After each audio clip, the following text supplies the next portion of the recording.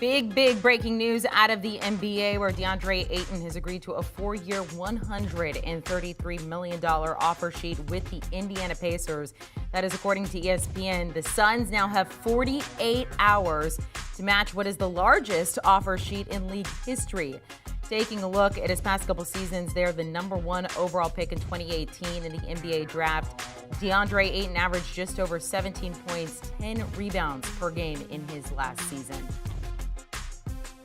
And there you see what he has looked like through his first couple seasons there when it comes to points per game, rebounds per game, his field goal percentage there through his first 4 seasons. NBA history at the top, going from 2018 to 2022. But this raises a lot of questions when it comes to the Suns. Let's welcome in Avery Johnson here. Avery, what do you think about what is going down now between the Pacers and Deandre Ayton, and the Suns are now on the clock? Yeah, this is no surprise. We've been expecting this now for some time since free agency started. And we've been expecting this since last year in the sense that we knew Deandre Ayton would get basically a max contract. If it wasn't with the Suns, it'll be somebody else.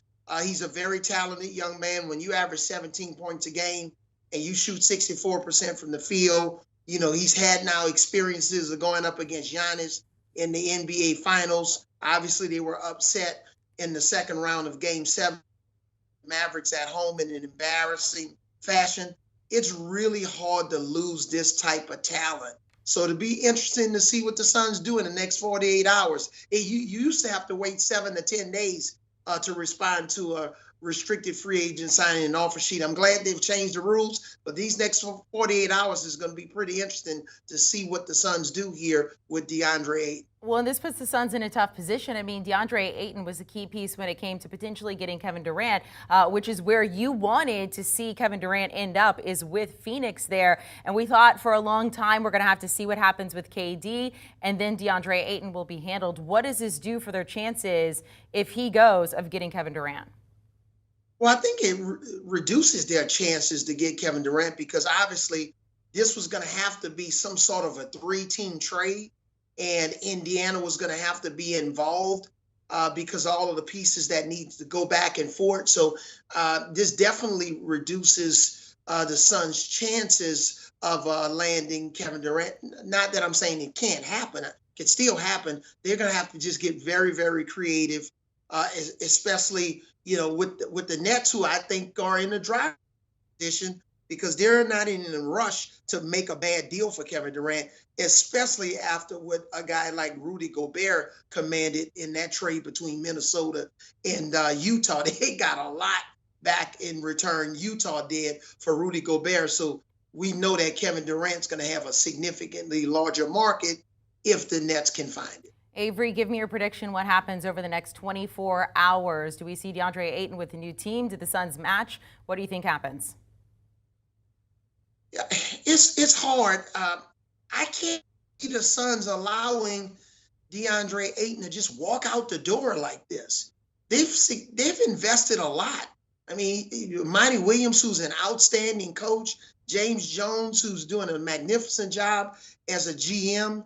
You know, this was a team that played their worst game as the 95th game of the season last year when they lost to the Mavericks. Otherwise, this team won, had the best record in the NBA. So to be able to run it back with the same team, Chris Paul is a year older, especially if you can't get in this Kevin Durant sweepstakes, I don't see how the Suns just allow a talent like Deandre to walk out the door with no compensation whatsoever. So I would love to see him back in the Suns uniform unless they can include him in the trade for Kevin Durant. If the Suns do not get Kevin Durant and Deandre Ayton leaves, how do you feel about them next season?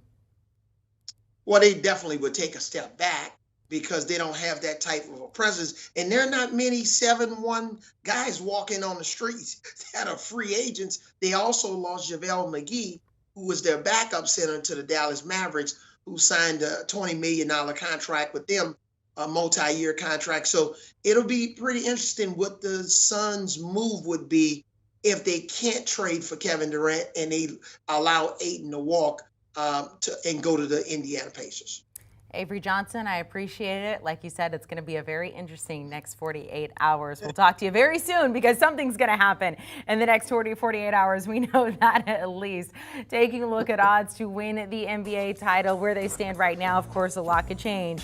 And a lot will change before the season begins. Right now, the Celtics sitting on top, followed by the Warriors and the Phoenix Suns.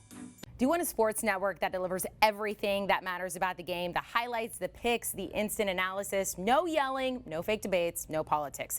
Hit the subscribe button and never miss a moment.